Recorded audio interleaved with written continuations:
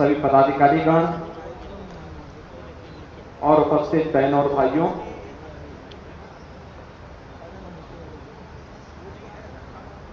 किसी भी शहर की शकल सूरत को बदलने के लिए, लोगों के जीवन में व्यापक परिवर्तन लाने के लिए और जिसे आप ईज ऑफ लिविंग कह सकते हैं, उस लक्ष्य को प्राप्त करने की दिशा में प्रयास कैसे हो सकते हैं, उसका एक मॉडल बन रहा है गोरखपुर महानगर।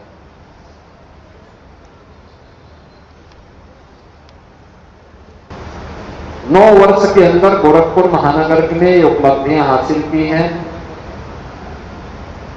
चारों ओर से 4 लेन की कनेक्टिविटी, रामगढ़ ताल का सुंदरीकरण, जिन मोहल्लों में बरसात के समय 1 घंटा बारिश होती थी तो पूरा मोहल्ला जलमग्न होता था, उस जल निकासी की प्रॉपर व्यवस्था, खुले नालों को बंद करना और उसमें शुद्ध जल का प्रवाह हो, यह सुनिश्चित करना।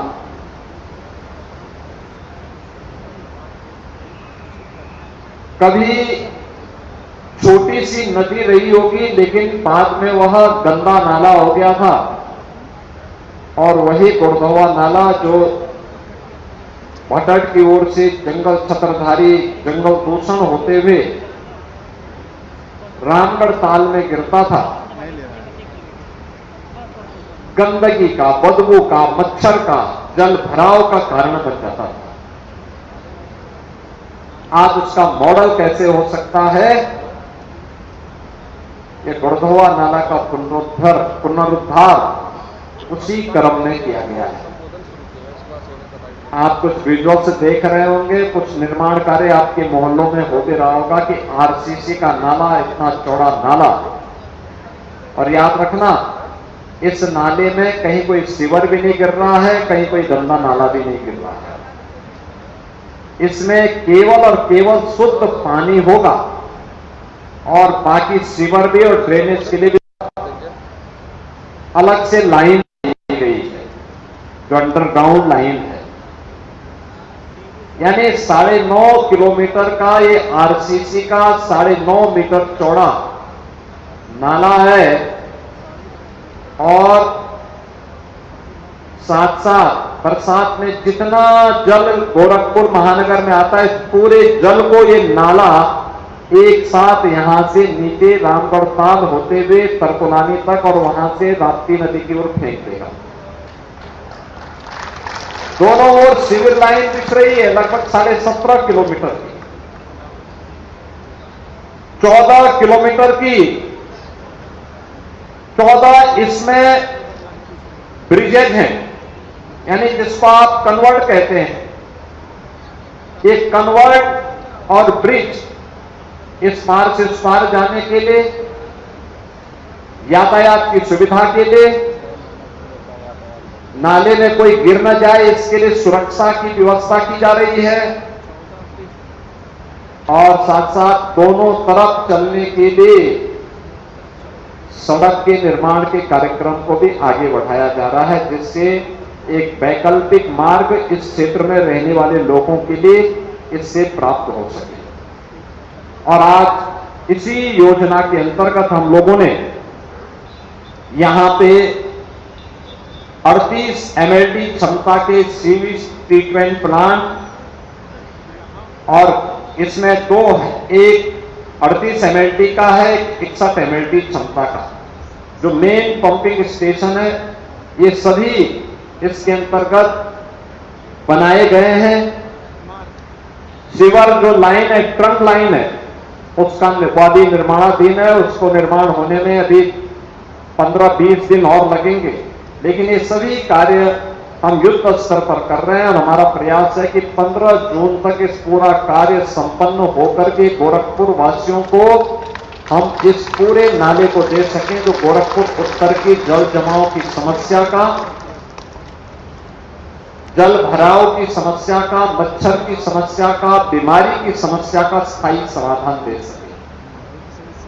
सीवर लाइन बिछेगी तो मोहल्लों की गंदगी को सीवर लाइन के माध्यम से, ड्रेनेज के माध्यम से हम सीधे यहां पे एसटीपी तक पहुंचाएंगे और इसके एसटीपी के माध्यम से इस पूरे कार्य को हम लोग आगे बढ़ा करके इसको पूरी तरह शुद्ध रखने में मदद करेंगे। और इसके कारण गोरखपुर उत्तरी का यानी रेलवे लाइन के उत्तर भाग का गोरखपुर है, इसके 28 से लेकर के 5 लाख की आबादी सीधे सीधे लाभान्वित होगी। विकास का मॉडल कैसे हो सकता है, उस मॉडल को उपलब्ध करवाने के लिए आज हम सब यहां पर आए हैं। और यही कारण है कि जब सामूहिक रूप से प्रयास होता है, नगर निगम गोरखपुर में स्वच्छता का मॉडल दे रहा है, विकास प्राधिकरण कन्वेंशन सेंटर के साथ साथ नई आवासीय कॉलोनी दे रहा है।